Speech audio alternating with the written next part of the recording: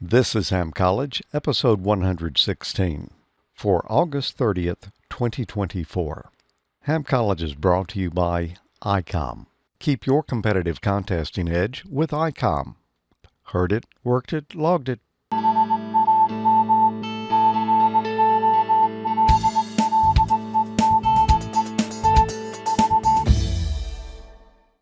Greetings and welcome to another episode of Ham College. I'm Professor Thomas. And I'm Dean Martin. What did we talk about last month? Let me think about that for a minute. It seems like we might have talked about frequency allocations, emission modes, spectrum sharing, transmissions near band edges, contacting the International Space Station, power output, where did the name ham come from, and spark gap transmitters. I'm just off the top of my head. That was a good bit. This time around, we're going to talk about licensing, about classes, sequential and vanity call sign system, places where amateur radio service is regulated by the FCC, name and address on FCC license database, term, renewal, grace period, maintaining mailing address, international communications, and we're going to talk a little bit about receivers as well. Well, seems like we might be here for quite some time. It could There's be. a lot of topics there. That is. So, first question, I don't know who asked who. I never do. Yeah, I'll take it. I'll take one for the team. You All ask right. first. Well, let's see here. First, we want to mention if you're watching on YouTube there, well, you probably already see there's a chat room there. If you're watching the live stream, we're on the YouTube chat, so feel free to join on in. You must, subscribe to the Amateur Logic channel. Yeah, you got to be a subscriber to be able to post. Yeah, you can watch, but you can't post unless you do that. And that's to keep the spam down, because otherwise there'd be folks on here selling sunglasses and everything Screen else. doors. Screen doors. That has actually happened to us, hasn't it? Yep. Not on YouTube, but You- just spam in general. Yep. All right, first question here You tonight. want me to kick the football? Show my screen where I saved you. We had a little game of paper football going on in here earlier before we got started.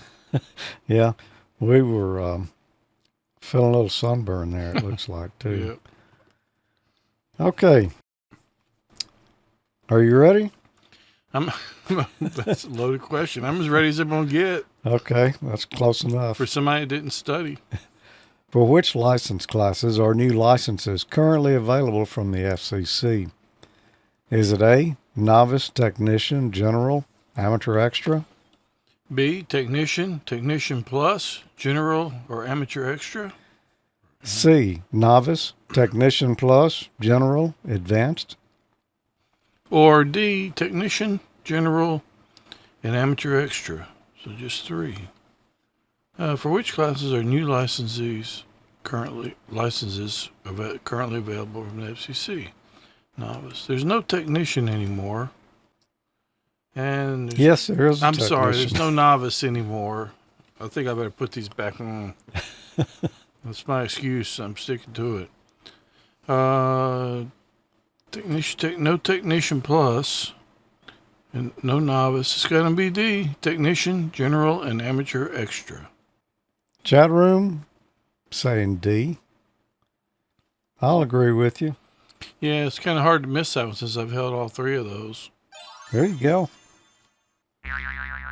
Who may select a desired call sign under the vanity call sign rules? A, only a licensed amateur with general or amateur extra class license. B, only a licensed amateur with an amateur extra class license. C, only a licensed amateur who has been licensed continuously for more than 10 years. D, any licensed amateur. I'm going to go with D. Because I just happen to know that one because I got a vanity when I was a technician. So, yeah. Yeah, I'm going to say D. The chat I room, agree with that. they're saying D. And it is. You know why? Why? Because they've charged you for them. Yeah, I think there was a little period where they didn't. Really? Yeah. I mean, I had to pay when I got mine, I think. That's been a few years. I don't remember. But it seems like I did. I'm pretty sure I did. I got another one for you. Okay, hit me. What type of international communications are an FCC licensed amateur radio station permitted to make? A. Communications incidental to the purposes of amateur radio and remarks of a personal character. B. Communications incidental to conducting business or remarks of a personal nature. C. Only communications incidental to contest exchange. All other communications are prohibited. Or D. Any communication that would be permitted by an international broadcast station. Okay, so it's not going to be A or D, I'm sure of that. Only communications incidental to context exchanges. So that's bull, because you can, I mean, what would people talk about the weather? Yeah. B. Communications incidental to conducting business. You cannot conduct business on amateur radio. So the answer is going to be A. Alpha. Communications incidental to the purpose of the amateur radio service and remarks of a personal character. Most hams are characters too, anyways, a little bit. Yeah, but you know, when you see that remarks of a personal character, that almost sounds like you saying something ugly. It could. Yeah, I can see how you might think that. Yeah, but I think you're right. I believe it's A, as chat room does as well. Well, no, it's not B, C, or D, so it's got to be A. Yeah. What may happen if the FCC is unable to reach you by email? A. Fine and suspension of operator license. B. Revocation of the station license or suspension of the operator license. C. Revocation of access to the license record in the FCC system. D. Nothing. There is no such requirement. Well, at one time that would have been correct because there weren't any emails. But there are now, and the FCC likes to use them, so... That's actually all they'll use. Yeah. What may happen if the FCC is unable to reach you by email? Fine and suspension of operator's license. No, they're not going to fine you. B. Rectification of the station license or suspension of the operator license. C. Revocation of access to the license records. No. D. Nothing. Of course, that's not correct. I'm going to say B. Revocation of the station license or suspension of the operator license. Yeah, revocation of the license seems pretty extreme, but they're serious. That's their requirement, I think. Yeah. Well, you got to have it, or you can't even get your ticket at all. Yeah, not anymore. B. A little mix in the chat room there. Yeah, this is fairly new. Yeah, this is not always a couple years ago or so. That's not always been in the rules. Which of the following is a valid technician class call sign format? Is it A, KF1XXX, B, KA1X, C, W1XX, or D, all these choices are correct? Which of the following is a valid technician class call sign format? It's not D. I think you might be able to get a vanity out of one of those if it were available. But typically they got 3 letters after the number. Like my call sign's N5ZNO. And I got that when I was technician. I just kept it. I think it's going to be A, KF1XXX. Typically there's three alphas after the number. Yeah. I'm going to agree with you. It's A. Chat room says it's A. A. Yeah, now they're out of N's. They're out of W's. They're out of A's and K's. So Any that they issue today are going to be 2 letters at the beginning, unless it's a vanity call. But for technician, it's going to have those 3 letters Yeah. after the number. Yeah, the issued one definitely will be that format. Yep. 3. Yeah, but pretty soon they're gonna run out of all the alphabet, so they're gonna have to start using Roman numerals or something. Yeah. You know, I was just thinking about this. Like, Actually, Roman numerals are alphabet too. yeah. I was just thinking about this almost 10 years ago. That wasn't That was just. pretty recent. Yeah, If you that just had was. a notion that you Yeah. remembered. I could see where you would say that. The United States is divided into separate groups there, and you can see down here in the south with Texas in the center of it. That's Zone 5. That's where Tommy and I are. Over to the east or southeast, there's Zone 4. Covers a good many states in the southeast there. California over there has got their own zone. They're Zone 6. Up in the northwest, we've got Zone 7. In the Midwest there, Zone 0 and Zone 9 over there by the Great Lakes, as well as 8. And then 3, 2, and 1 up in the Northeast. All those zones, when you get a license from the FCC, they're going to issue you your first call sign. It's going to have a number in it depending on which of those zones you list as your address. Right.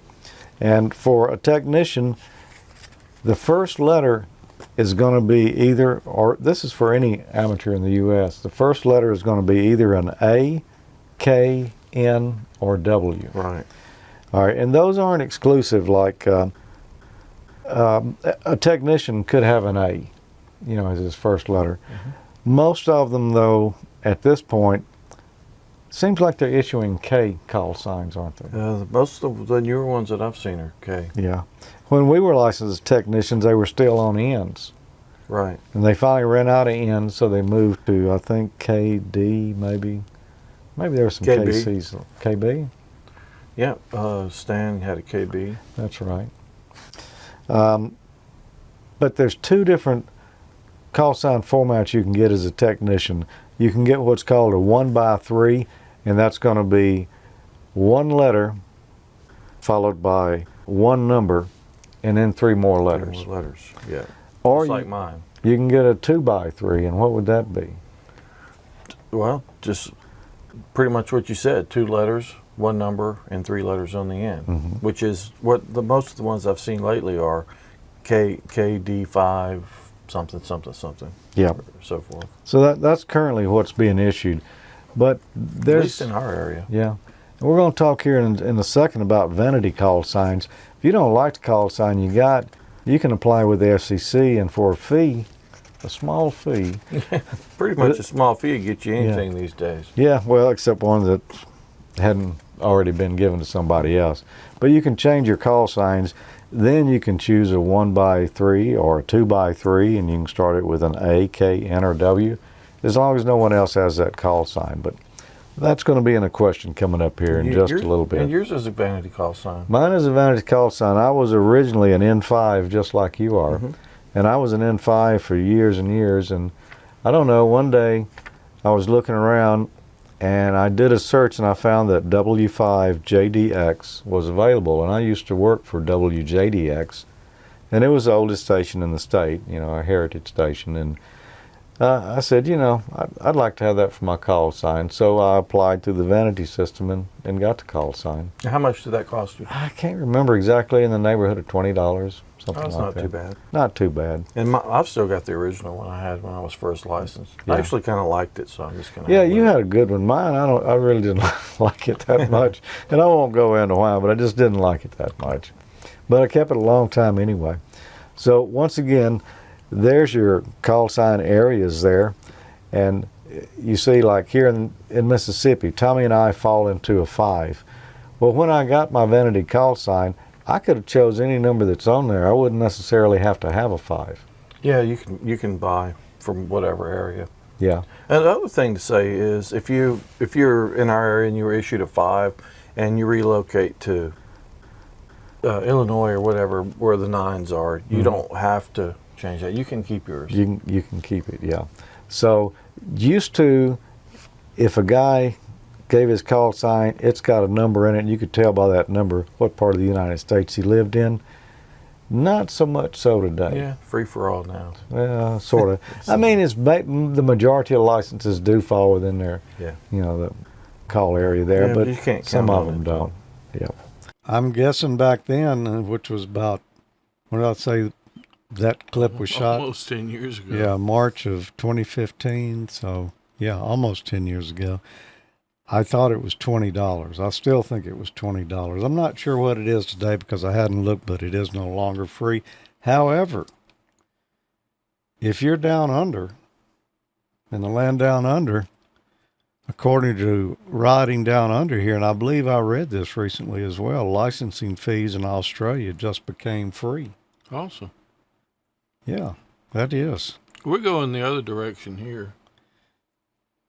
Seems to be. Yeah, but it's okay. $35 for 10 years. I can't complain too much about that. Yeah. You get a lot of fun out of $35. Oh, it was $35 down there. No, 55, excuse me. Per year. Wow. Wow. Of course, their dollars are a little different than our dollars. So, I also noticed Tom in here said it used to be to get a new call sign. You used to get a new call sign if you moved out of one call area to another. If I moved from 5 land to 4, Yeah, that's not going to happen. I don't think so. No. But you did one time, though. I did, yeah. Florida was 4, wasn't it? Mm-hmm. But I wasn't an amateur at that point, so yeah. Australian $55, US dollars is 35. So it's about the same price. Yeah. Yeah, okay. Well, we got more questions to go. But what do you say we take a quick break, get a message from ICOM, come back, and then we've got a little history lesson here, History. I love history. as well as a little show and tell. Awesome. Keep your competitive contesting edge with ICOM. ICOM's high-powered base stations cut through pileups, letting you work the bands and record those contacts. Contest from the comfort of your home or remotely with the RSBA One app. Heard it, worked it, logged it. ICOM heard the call and answered. The ICPW2 is here. Take your contesting experience to the next level with ICOM's industry-first linear amplifier, which includes DPD, digital pre-distortion, and a built-in 2x6 automatic antenna selector for SO2R single-operator 2-radio operation. With the IC7610, faint signals are no longer challenging for DXers and contesters. This high-performance SDR radio changed the world's definition of an SDR transceiver. This high-powered base station features an RF direct sampling system, 110 dB RMDR that can pick out the faintest of signals, even in the presence of stronger adjacent signals, an independent dual receiver, dual digicell, and more. This is the SDR every ham wants. For more information about ICOM's amateur radios and to locate a dealer, visit icomamerica.com/amateur today. For the love of ham radio. What do you say we give away something? Okay. I'm not giving away the shirt off my back this time, but we got a nice one here, though. How about this one? Nice That'll work. ICOM Ham Crew t-shirt. Wow, it almost looks like a repeat. Repeat here. Look just as good when you leave in the Ham Fest as you did when you showed up. It's a pretty nice shirt. You'll get a brand new one, not the one that we've been folding up here for years. Yeah. If you wanted to win that, if you wanted to get one, for no money down. Easy peasy, man. All you got to do, you don't really even have to be a licensed ham. You just need an email address. Just like the FCC, we require that. So, just send an email to hamcollege@amateurlogic.tv. If you want to put a note in there, that's cool. You don't have to. Some people do, some people don't. But we always enjoy reading them. But anyway, that's all you got to do. So, you can go ahead and send it now. We're going to do the drawing for this for this month's drawing. And the queue's been cleared out, so you can go ahead and send your entries in for the next month if you didn't win. And I got a winner right here, and they wrote an email to us, Awesome. a verified email here. He did it in bold, so in a real big font. So, Cool. I can take my glasses off. Thank Yeah. you. hello, George and Tommy. Please enter me into your drawing to win an ICOM T-shirt. I really enjoy both your shows. You guys always are fun to watch, and I always learn something new from you. Thank you, 73. Bob Miller, KD4VAM, and he's in Redmond, Washington. Microsoft Country. Yeah. Cool. Well, Jesse will be in touch with you. Get your information to send you your shirt. And congratulations. If you Yeah. didn't win, don't give up. Send your entry in for the next month's drawing. We've been doing it every month for years and plan to keep going. Yep. Ham College at amateurlogic.tv. Send it there. There's a radio sitting right there on the corner. Hey, where'd that come from?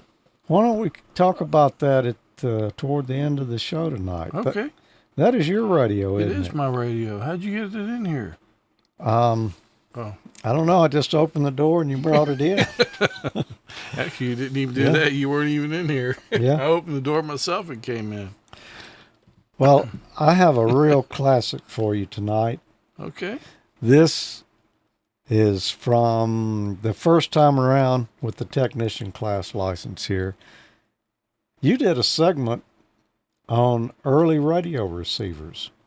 I don't even remember doing that. You But I'm don't? going to take your word for it. Do you remember us doing a crystal radio or showing one and talking about it? Vaguely. Vaguely? All right. Well, this is going to be new material for me here. Well, let's see if this brings back memories for you. In the early days of radio, receivers were referred to as detectors for the most part. I guess they Yep. had no concept of receiver at the time. But in 1888, Heinrich Hertz, I won't keep wanting to say that with the German accent, but I don't do a good accent. Anyway, we discussed him last month. He demonstrated one of the first types of receivers of early radio waves that were transmitted by James Clerk Maxwell. Remember him from Ham College last I month? sure with do, the yeah. spark gap. Yeah. Mr. Maxwell used a spark gap transmitter and a metal ring with a gap in it. The ring would spark when it received the radio waves from the spark gap transmitter. It didn't look just like this one we're showing right here. And the spark probably wasn't quite as brilliant and hot either, but Yeah. still. Another form of radio receivers was the coherer. It was basically a glass tube contained metal filings between two electrodes. When the small electrical charge from the radio waves were picked up by the antenna were applied to the electrodes, the metal particles would cling together or cohere, cause the device to become conductive. This receiver was first demonstrated in 1894. So, yeah, before the turn of the century. Yeah. Around that period, there were a lot of improvements to both radio receiving and transmitting gear. A Russian engineer, Alexander Stepanov Popov, well, how come these guys don't have simple names like Bob Jones or something? He invented the pop-off valve. He actually developed a lightning strike detector based on the coherer receiver. Marconi also used a coherer-based design in the first demonstrations of a practical radio wave-based wireless telegraphy system. John Ambrose Fleming developed an early thermionic valve to help detect radio waves based upon a discovery by Thomas Edison. You may have heard of it, called a light bulb. Yeah. Anyway, this was called the Edison effect, which essentially was a modified early light bulb. Fleming called it an oscillation valve because it functions similar to a one-way water valve. In the United States, we call these tubes nowadays. A cat's whisker detector, often called a crystal receiver, was another kind of receiver developed. These typically used a galena crystal with a wire spring contact. By moving the wire to different points on the crystal, an optimal point of rectifying the signal was achieved. I actually had a radio one time that had a cat whisker detector on it, just like the one we're looking at there. I didn't have one of those, but I did build a crystal radio set when I was a kid. Oh, yeah. I built at least 3 or 4 different ones and never got any of them to work.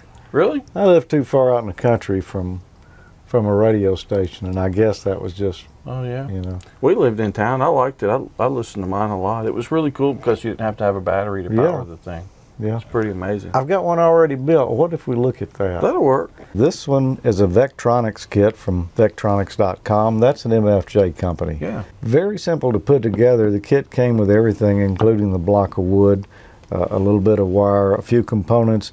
Takes no battery. And the schematic, well, it looks like this. You can see there's an antenna on there. Well, where's our antenna on this one, Tommy? That's going to be our wire we've got right here. That coil of wire. Yeah, it should be stretched out outside. Yep. So connected to the antenna, we've got an inductor that's connected to ground. Where is the inductor, Tommy? It's going to be this big old coil right here. Yeah, I wound that on a piece of PVC and glued it on there with super glue to hold it steady. Oh, yeah? Yeah, my fingers were on there for a day or two. Couldn't let go of it? Couldn't quite let go of it, but it wound up pretty good. They tell you how many turns to put on there and everything, Oh, yeah? depending on what frequency you want to receive, because it's a tuned circuit. And the other part of that tuned circuit is the capacitor. And where is the capacitor? Right here. And you can just tune that to the frequency.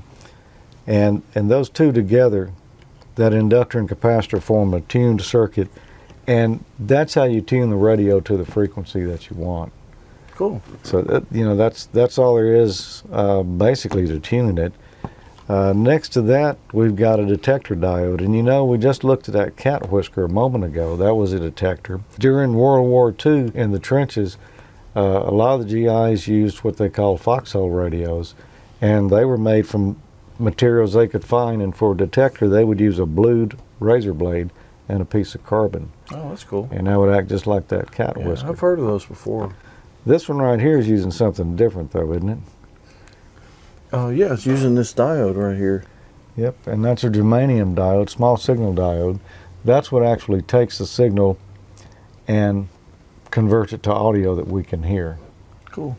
And there's a couple other components on there, and that is a resistor to ground, and that's a fairly high value of resistor. You need that to kind of get the current to flow. And the last thing on the right-hand side there is a set of headphones, and, well, we don't really have headphones, but we have this nice high impedance ear plug is what we used to call them. I was going to call it an earbud, but Yeah, that's a big one. I haven't seen one quite like that in a while.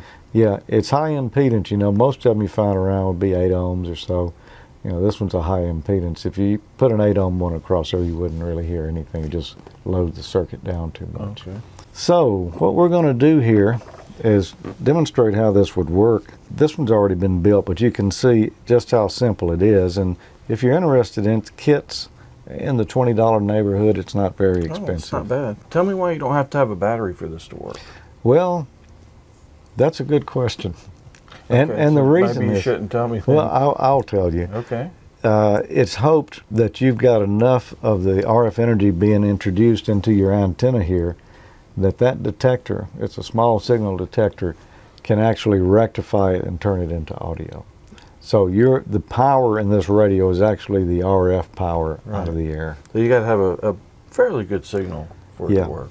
Now, we're at a little disadvantage. The studio here is a metal building, and radio signals do not get inside of here. Evidence that your cell phone won't work in here. Nothing gets in, nothing gets out. Right. So, that's going to kind of make it tough for us to pick up a radio signal with it. Also, you need a ground connected to it. You'll notice that there were grounds across all the components there at the bottom. Well, back here at the set, there is no ground connection, Yeah. but I think we can work around that. We'll just stretch out a piece of wire here and pretend that's ground. Okay. Here, I'll hook it up to the ground. Yeah. iPad. For a radio station, we don't really have one of those in here either, well, except for our amateur stations. But I do happen to have an old General Radio audio oscillator, Okay. which you'd say, well, that's not RF, and that's true. But this thing actually will go up to 2 megahertz, Oh. and that'll cover the AM radio band. Oh, that's cool.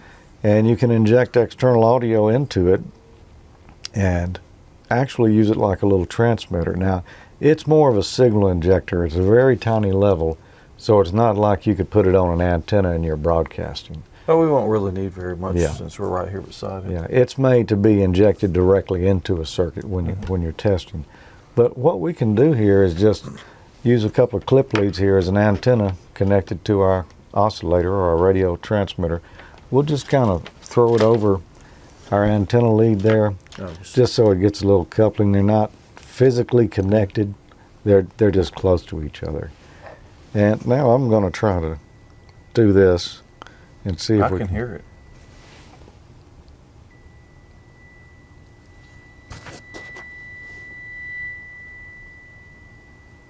It's pretty strong. There you go. I can see it on the video meter. Yeah, and you can tell when you get right on frequency there, that it's picked up quite a bit. One thing you will notice, even off frequency, you pick it up a little bit. So what's going to happen with the crystal radio of this type, if you've got several strong stations in the area, you're likely going to hear a little bit all of them at once. It's pretty broadbanded. Yeah. Some of the better ones add more tuned circuits in there so that you can kind of filter that out and narrow it down to just the station you want to pick up better. Yeah. Sounds like your hearing aid squealing. It is. Let's see. If we move the antennas away a little bit further, Oh, wow. it's a little more sensitive then. You've got to be right on it or you don't get anything. Okay. That's pretty strong laying right there on the antenna. It's probably overloading the circuit. So, Yeah. So there you go. The crystal radio. well, that's pretty cool. Prove to me it works. Yeah, I hear it. This little kit is a Vectronics VEC 121K, in case you're interested in getting one for yourself. Yeah, for around $20. That's a fun little project. Yeah, and I actually took this one here and pulled the diode out, and I blued my own razor blade, because you can't buy blued razor blades anymore, By heating it? by heating it really hot with a torch.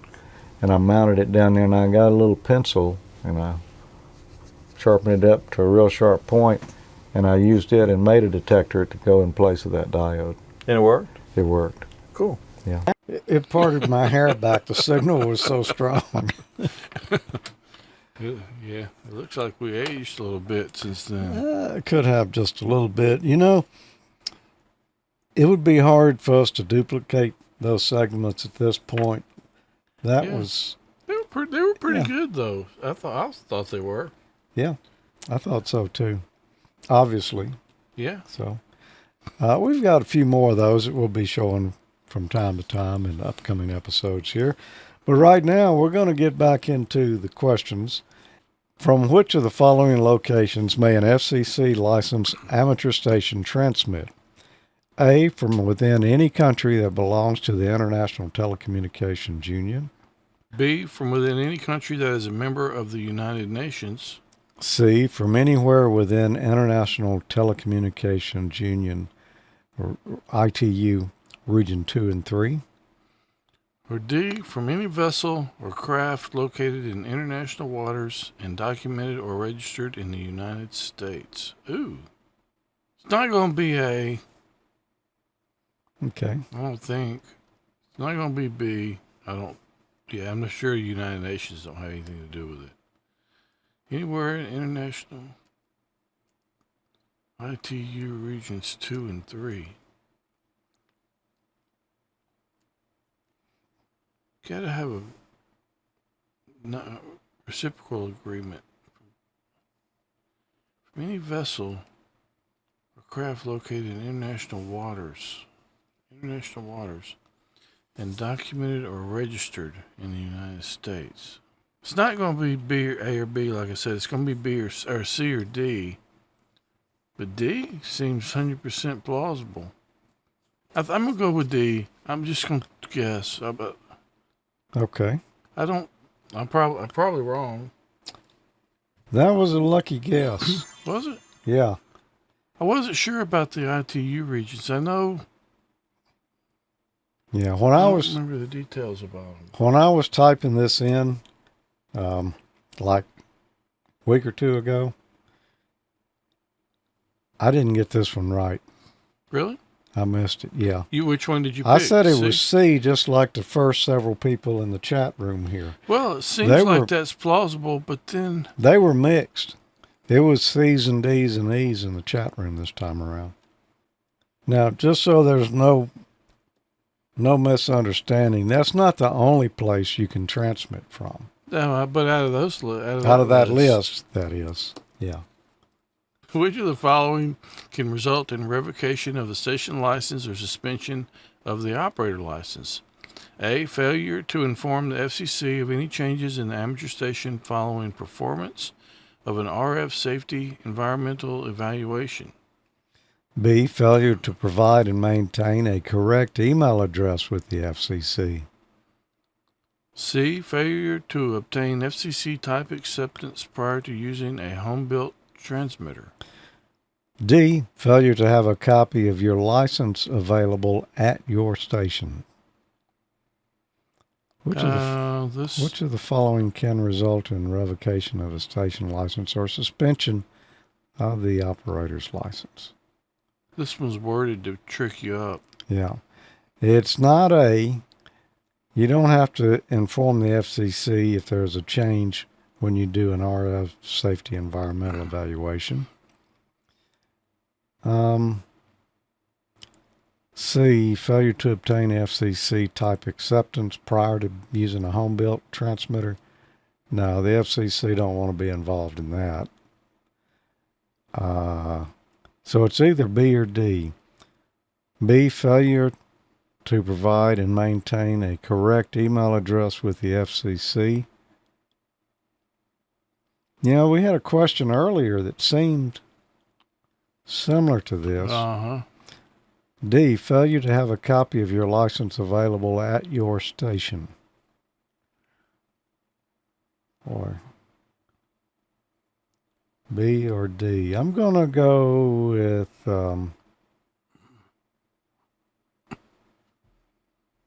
G. There's no G up there. I wish there was. I'm going to say D. Failure to have a copy of your license available at your station. I'm going to say B. B. Okay. Let's see. Oh, G. Well, the chat room, B and D. So at least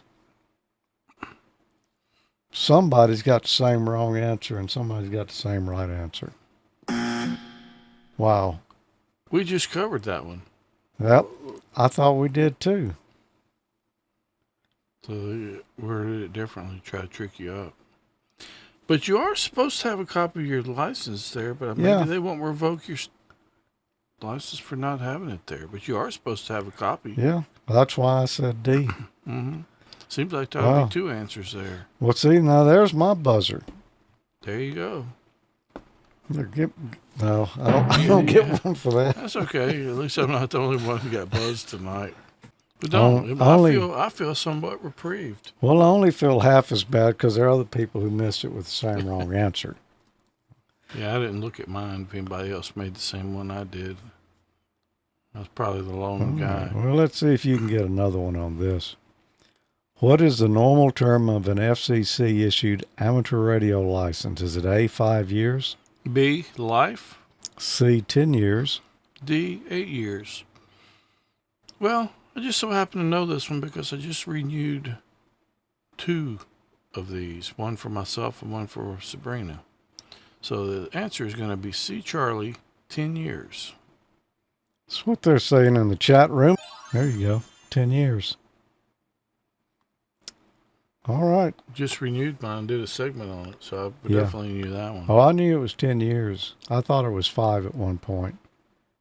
I may have that mixed up with what the commercial licenses used to be, but now they're lifetime. What's the grace period for renewal if an amateur license expires? A, 2 years. B, 3 years. C, 5 years. D, 10 years. I had to do this one too because Sabrina's had expired. The grace period, that means if your license has expired, you've got up to 2 years after that you can renew it. So I'm going to say it's A, 2 years. Yep. Chat room saying A.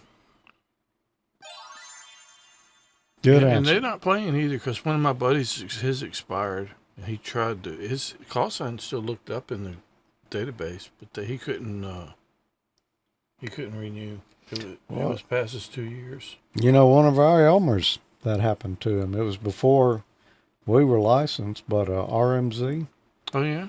yeah, his expired one time, and he had to retake his technician and his general Oh, to wow. get back to general. So yeah, renew that thing. Even if you're not active at the time, or you know some friends who let their license expire. If you got your email address registered with them like you're supposed to, they'll actually send you a reminder. Actually, the ARRL sends it. But if you know you got friends out there who didn't renew, just remind them, hey, why not? I did that to one of my coworkers too. His was like a month from the 2 years. He didn't realize it. I'm like, one day I just thought about his call sign. I looked it up and it showed expired. So I told him about it. And he actually, I sent him a link to my segment where I renewed mine. He followed instructions on there and did his. Yeah, I sent emails to 2 different friends who had let theirs expire, and they were coming up on 2 years. Neither one of them renewed. Really? One of them, I don't know if he's still with us or not. I haven't heard from him in so many years, I don't know. The other one, I eventually finally talked to him, and he said, well, there wasn't anybody he wanted to talk to anyway. He had moved. But, you know, That's the whole point. If you move, you can tell Yeah. people where you used to he be. could get on HF. He could have talked to us, but maybe he didn't have anything to say to us. So, Maybe so. yeah. How soon after passing the examination for your first amateur radio license may you transmit on the amateur radio bands? Boy, this one has really changed since we got our licenses. A, immediately on receiving your certificate of successful completion of examination, the CSCE. B, as soon as your operator slash station. B, as soon as your operator station license grant appears in the ARRL website. C, as soon as your operator slash station license grant appears in the FCC's license database. D, as soon as you receive your license in the mail from the FCC. That used to be the case, although you could call them and they would tell you, but I'm sure they probably got real tired of that. You cannot get it. You don't have a call sign when you get your CSCE.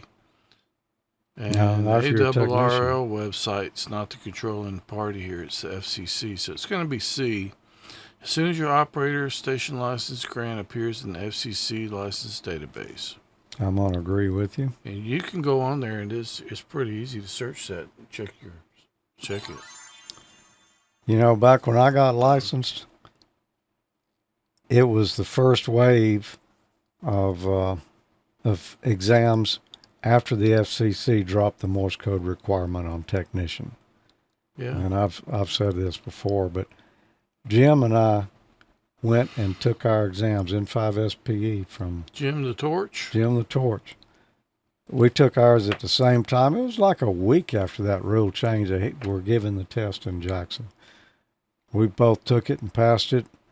It was a month before we got our licenses because you had to get it in the mail. There was no FCC license database you could access on the internet then. Yeah. So yeah, we bought radios. We knew we passed. Yeah, we knew we passed. We went and bought radios at the same Hamfest, and then could just listen to them for a month. We were waiting on the licenses to come. By the way, you were ready. chat room all said C on that one right there. And yeah, the FCC does not mail copies anymore. Oh no, you have to go download it and print it. If your license has expired and is still within the allowable grace period, may you continue to transmit on the amateur radio bands. A, yes, for up to 2 years. B, yes, as soon as you apply for renewal. C, yes, for up to 1 year. Or D, no, you must wait until the license has been renewed. Wow, well, based on what we just said, you would think it's not D. You got to wait till it's renewed. But I think that is the case. Now, that makes sense to me. You can go on the website and make sure that it says active. Yeah, I guess you could do that. Um, yeah, that would be, you'd see it on the license database that it had been renewed. Yeah, I'm going to say it's D. If your license is expired, you can't transmit until it's been renewed. Right. So, D. Yeah, that's kind of common sense one. Chat room saying D. And it is. And that is the last question tonight. Oh, so soon? So soon. This has been part 3 of our studies of the FCC Amateur Radio Technician Class exam. Guess which part it's going to be next time. Well, math is kind of hard, but I'm gonna go out on a limb and say it's probably gonna be 4. I would say that's a good chance, but you have to tune in to find out for sure. Probably will be though. Anyway, yeah, tell your friends, your mom and them, or whoever, that hey, here's your chance to become an amateur radio operator as well. It's easy. Yep. And those of you who are out there studying that don't have a license yet, hang with us. Get you a book and study a little bit. We recommend Gordon West Amateur Radio Study Guide, which is available through the ARRL now. Or also the ARRL has good study guides as well. I don't have a copy of Gordo's right here. I do have a copy of the latest ham radio license manual for technician here, which is wire-bound. It's a pretty thick book, so it's got a lot of good information in there.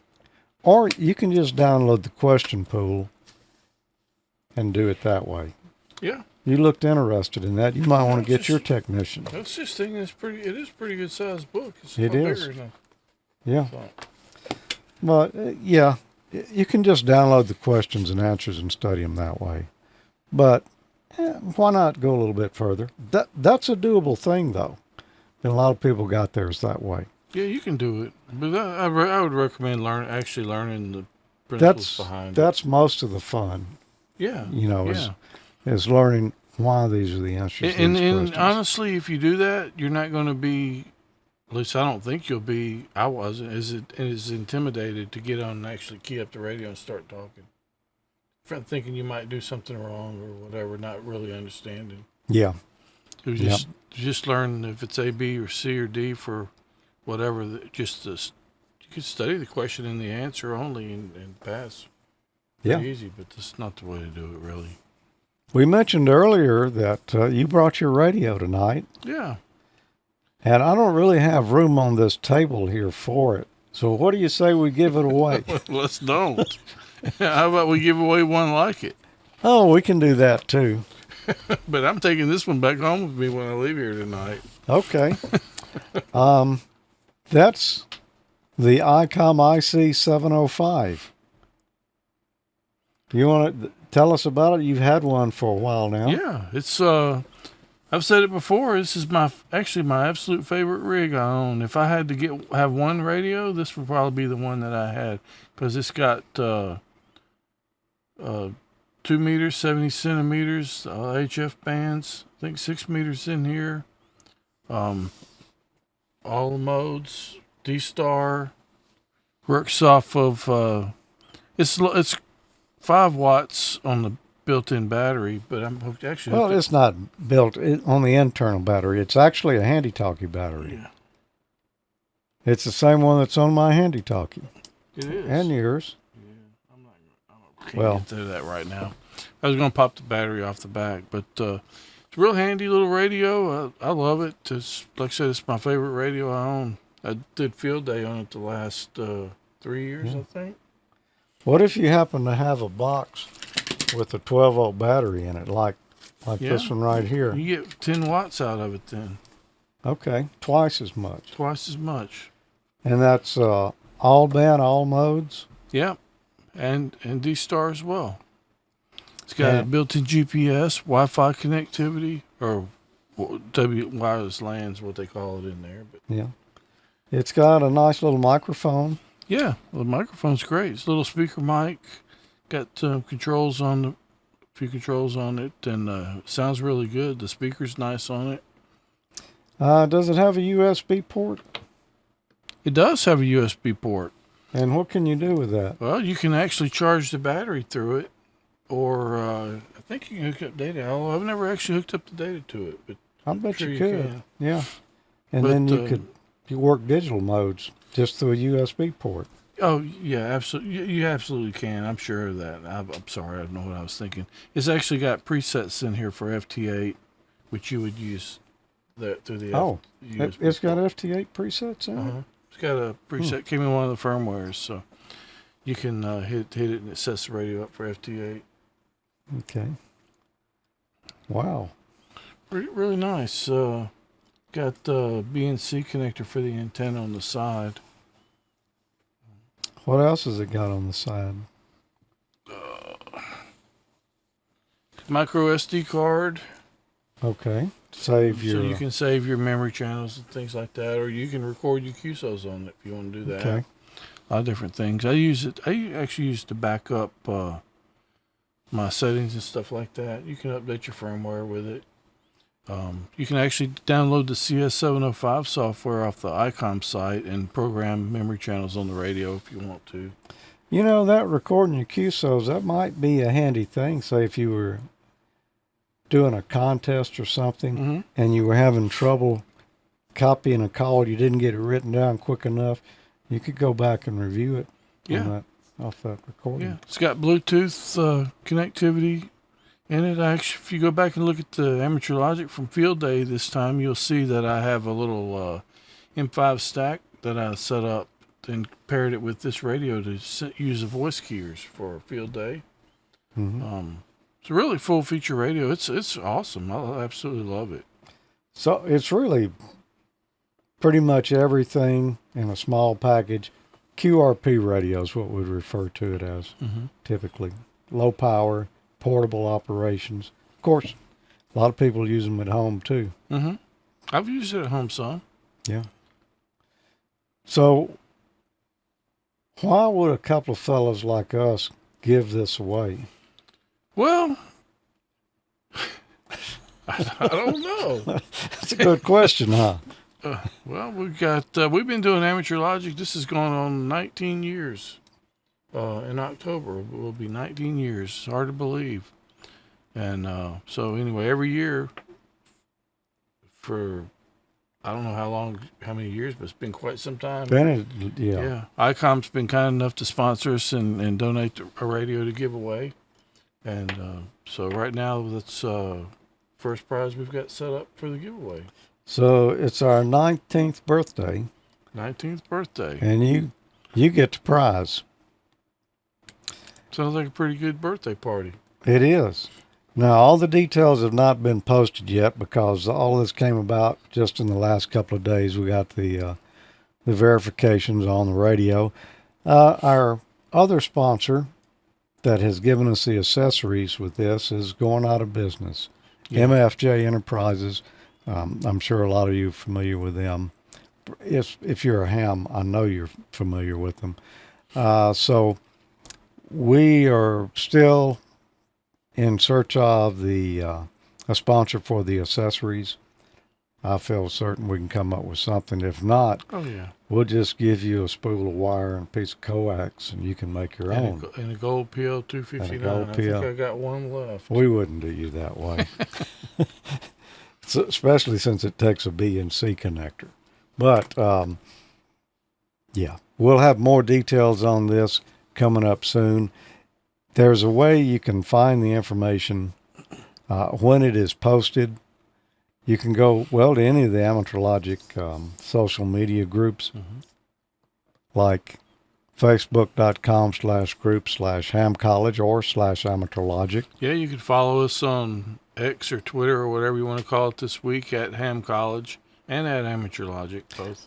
Or go to groups.io/g/amateurlogic. If you join there to this group, you'll get notifications posted whenever there's anything in particular going on.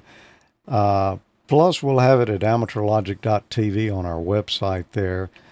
We'll be talking more about this in the upcoming episode of Amateur Logic, which is going to be Friday, September the 13th. Friday the 13th. 13th. You know, it's not every month that we have that opportunity. That's going to be the Jason Voorhees episode. Yeah? Well, ski mask. Bring your ski mask or you can't get in. Sounds like a Or thing. hockey mask, rather. I'm sorry. Yeah.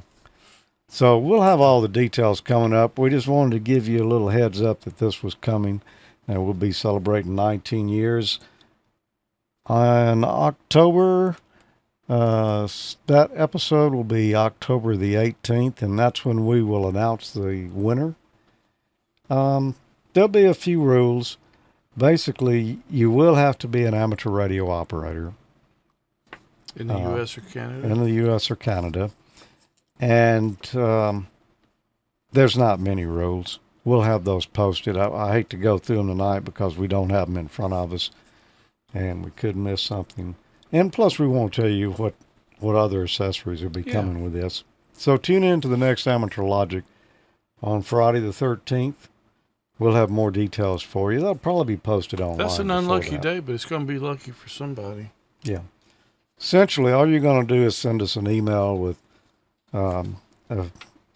certain pieces of information in there. Just basically, we can verify, who you are and where to send the radio if you win by the random drawing we're going to do. Yeah. So this is a little heads up to be on the lookout for it. Yep. If Tommy's radio comes up missing, you could be the lucky winner. It won't come up missing. I'm not going to take my eyes off of it. All right. Well, anything else we need to cover tonight before we get out of here? I think that covers it pretty well Okay. for now. Cool. Well, thanks everyone for watching Ham College here, and do join us on the next Amateur Logic coming up 13th. the 13th, Friday the 13th in September. Yep. So 73, everybody. All right. 7-3.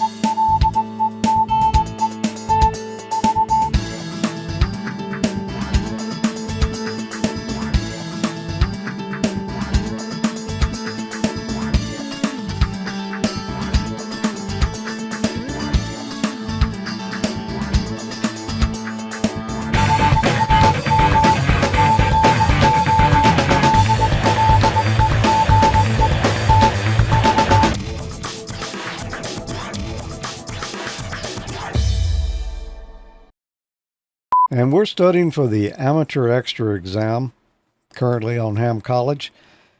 I think this is our third We're lesson. actually studying for the technician exam. What did I say? Amateur extra. Oh.